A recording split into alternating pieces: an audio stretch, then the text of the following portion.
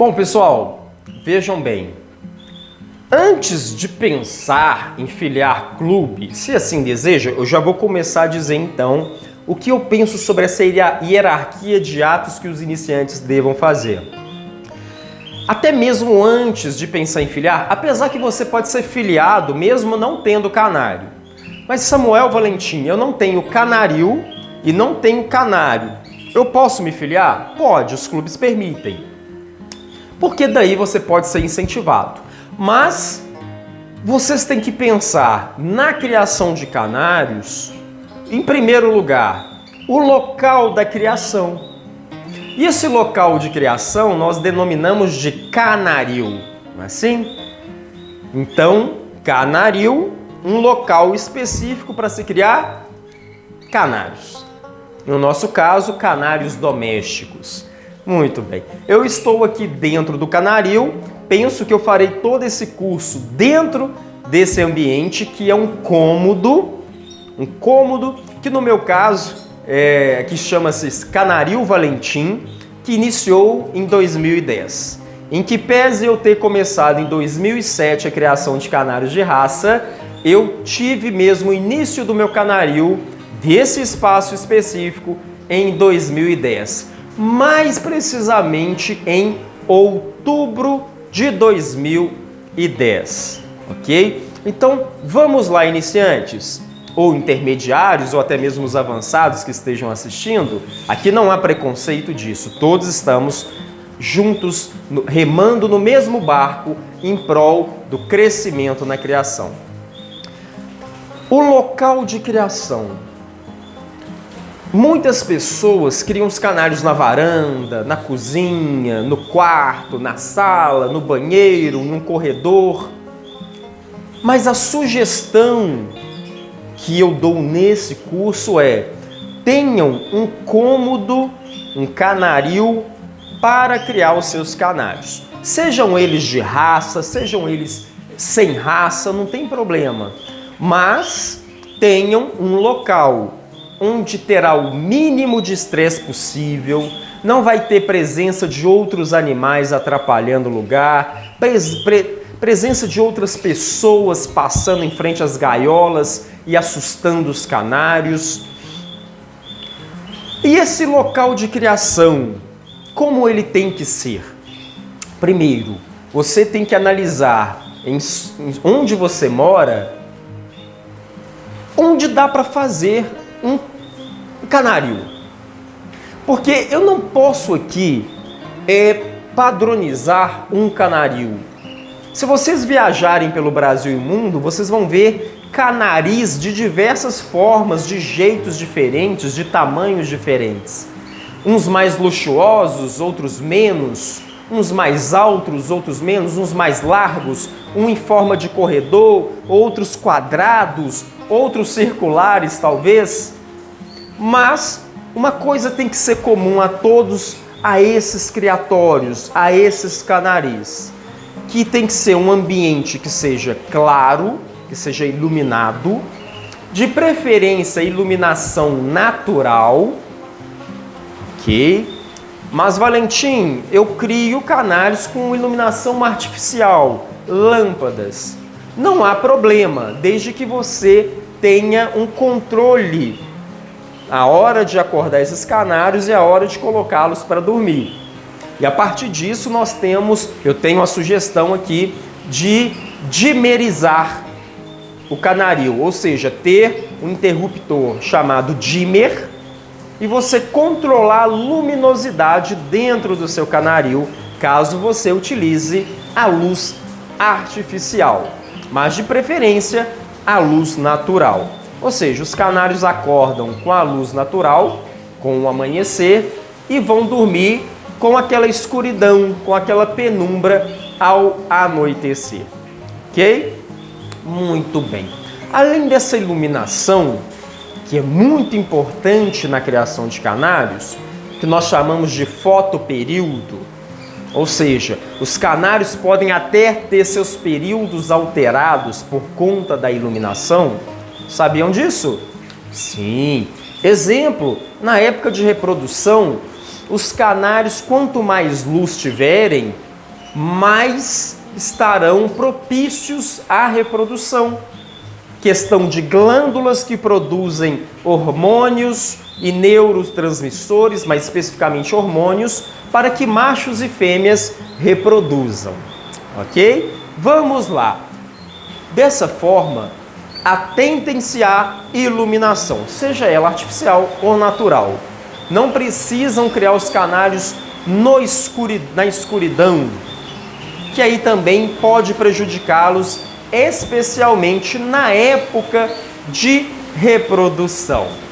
Agora vamos a um outro quesito muito importante, que é o quesito do espaço físico.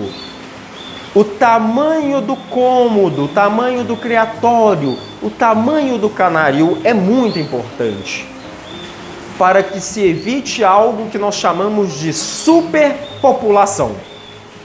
O que seria superpopulação?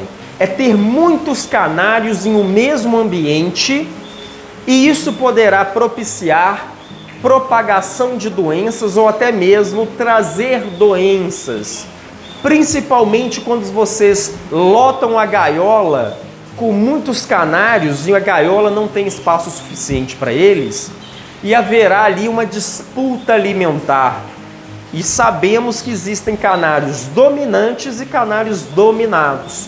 Existem aqueles canários que eles são mais bravos e querem dominar a gaiola, e por isso eles se alimentam melhor. E os outros mais fraquinhos, eles vão se adoentando, vão ficando de lado, não conseguindo ter a mesma dignidade alimentar. Não é assim? Eu tenho que ressaltar aqui, e as coisas vão surgindo na minha mente, já que se trata de um curso, eu não posso deixar faltar alguma informação primordial iniciante. Obviamente, esse curso não vai exaurir tudo sobre criação de canários, não dá para fazer isso, mas informações importantes, basilares, fundamentais para você iniciante. Prestem atenção, nenhum canário é igual ao outro. Vocês que já me acompanham aí há muitos anos, mais de uma década, nas redes sociais que eu venho ensinando, eu digo que cada canário é um universo em si mesmo. Ou seja, cada canário tem uma biologia diferente, em que pese em serem da mesma espécie, mas eles possuem uma constituição genética diferente. Comportamentos diferentes, uns são mais ariscos, outros menos, uns comem mais, outros menos, uns querem dominar mais e outros são mais calminhos. Tudo isso traz uma diferenciação na criação. Eu não posso padronizar que esse urucum, esse vermelho nevado, esse vermelho intenso, eles são iguaizinhos na reprodução, eles são todos, têm o mesmo comportamento. Não padronizem canários nesse sentido. Você que já é iniciante, está acompanhando esse maravilhoso curso, não padronizem. Não queiram pensar que todos os canários são da mesma forma, que todas as fêmeas vão botar no mesmo período, que todos os canários vão entrar em muda no mesmo mês, que todos os canários vão descansar no mesmo mês, que todas as fêmeas vão botar o mesmo número de ovos, que todos os machos vão acasalar com uma certa frequência igual o outro. Não é assim, ok? Fica essa ressalva para vocês. Muito bem. Vejam bem, já falei sobre a iluminação e o tamanho. Mas, Valentim, qual seria esse tamanho? Depende. O tamanho do seu canaril vai ser de acordo com a quantidade de canários que você quer colocar. Eu vou dar um exemplo do meu canaril atual em 2022. Não sei se algum dia terei um canaril maior ou menor, mas o meu canaril é constituído de 6 metros de comprimento para 3,5 metros de largura e deve ter 2,5 metros de altura. Não é um criatório grande, é um criatório, digamos, mediano, talvez, dentro daquilo que eu vejo pelo Brasil, mas Não importa o tamanho, não é para ostentar, nada disso. O que importa é quantos canários você abrigará dentro do espaço. Suponhamos que o seu canaril seja de 2 metros quadrados, bem menor do que o meu. Aí você vai ter que ter menos canários do que eu tenho aqui. O seu canaril, ele tem 500 metros quadrados. Nossa, que canaril grande! 500 metros quadrados? Imaginem um tanto de canário que cabe. Vai depender do tamanho das gaiolas que vocês... Existem vários tipos de gaiola, depois eu vou falar sobre isso. O tamanho das gaiolas que cabem no espaço, tanto em largura quanto em altura. Quantos canários você vai abrigar por gaiola? Não é assim? Se terão só gaiolas de reprodução ou gaiolas voadeiras, que nós chamamos também de gaiolas comunitárias, nós vamos falar mais à frente sobre elas, ok? Então, altura, largura, comprimento, isso dependerá de quantos canários você deseja ter em seu canaril. Outra coisa importante que se tem que ressaltar no local da criação é a troca de ar. Então, além de ter uma boa iluminação, de preferência artificial, um tamanho adequado ao número de canários que vocês desejam criar, também a troca de ar dentro desse criatório. Não dá para se ter um criatório totalmente fechado, onde o ar não sai e também ar não entra. Tem que ter essa troca de saída e entrada de ar, ok? Então vocês têm que pensar nas janelas, pensar em saídas de ar, de preferência na parte mais alta do seu criatório. Por que na parte mais alta? Porque em dias quentes, aquela massa de ar quente, ela sobe. E para ela se dissipar, se desfazer ali no teto do seu canaril, tendo-se saídas de ar lá no teto, aí o canaril não ficará abafado, ok? Então, saídas de ar, entrada de ar, a questão da janela. E nessas janelas, a minha recomendação é que vocês coloquem uma tela mosquiteiro. Mas o que seria uma tela mosquiteiro? É aquela tela, seja de plástico ou de aço inox, que a espessura, a entrada, seja bem menor, pequena, para que não adentrem moscas, mosquitos, ratos, qualquer outro tipo de animal, né? Barata, lagartixas, que dentro do seu canaril, o único animalzinho que tem que ter sejam os canários, não é assim? Então essas telas mosquiteiros ajudam. Existem canaris onde o criador tem muita confiança que lá não entrará nenhum animal. Aí eles não colocam essas telas, deixam as janelas abertas. É um risco que se corre, mas é possível, né? Se esse criador conhece bem o bairro onde ele vive, a região, aí não colocam as telas. Mas eu recomendaria colocar. O meu canaril, ele tem telas para que não adentrem animais que não façam parte, né, da criação. Muito bem. Iluminação, troca de ar, tamanho do canaril, ok? São coisas importantes no local. Você recomenda que seja tudo em cerâmica, no chão, na parede, que seja de laje, seja de telha? Isso vai depender de cada criador. Não existe uma padronização que todo canaril tem que ser assim. Mas existem essas coisas que eu disse para vocês que não podem faltar. Mas vamos lá. No meu caso, o meu canaril é todo em cerâmica nas paredes e no chão. Isso facilita a limpeza. Posso jogar água na parede, no chão aqui, tá tranquilo. Facilita a limpeza, passa a bucha.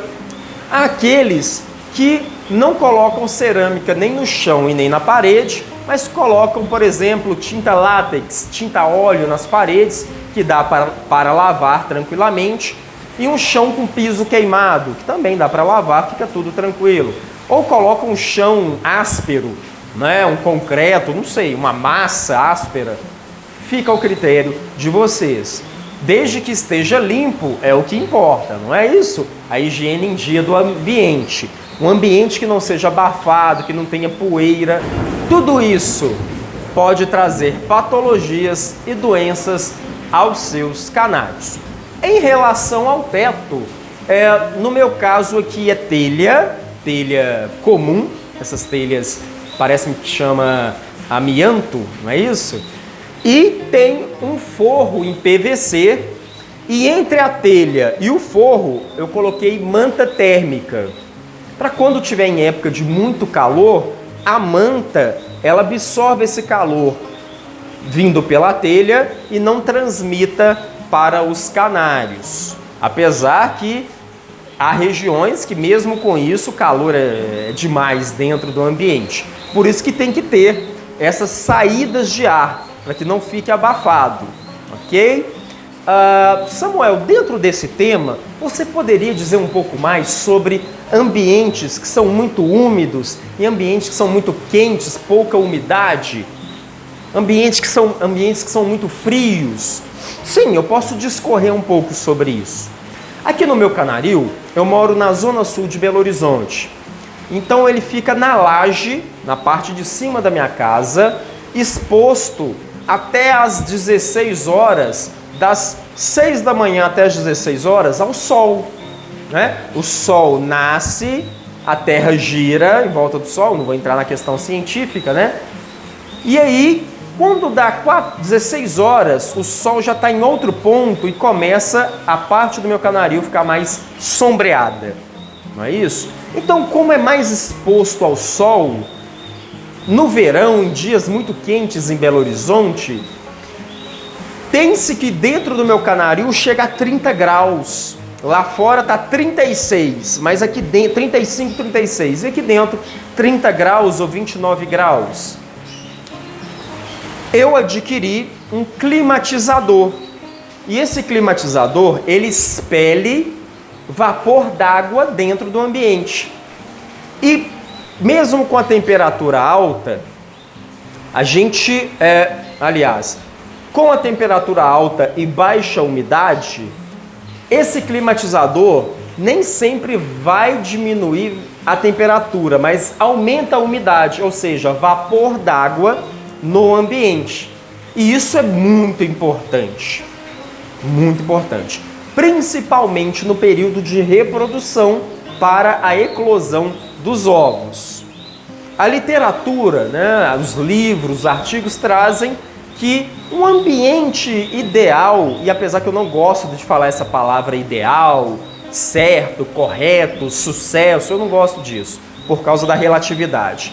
Mas dizem que o ambiente ideal seria de 25 graus de temperatura dentro do criatório e 60% a umidade relativa do ar. Então, a gente sabe que é difícil manter todos os dias isso. Outra coisa, a gente sabe que no Brasil, por ser um país continental, de uma extensão como se fosse um continente, existem vários Brasis dentro de um Brasil. Então, quem mora no sul tem época que é de frio rigoroso, abaixo de 0 grau, e quem mora no norte e nordeste, calor rigoroso, sei lá, de 45 graus. Uma coisa interessante é que os nossos canários, eles se adaptam ao ambiente. Eles têm essa facilidade de adaptar ao ambiente. Locais mais frios e mais quentes, ok? Uma outra informação, aproveitando o gancho para você iniciante já aprender, é que os canários são animais termorreguladores. Eles regulam a própria temperatura entre 38 e 39 graus. Então sempre estão tentando manter 38, 39 graus. Então eles estão no lugar que está 0 grau, eles vão ter que ter muito esforço para manter a temperatura de 38, 39 graus.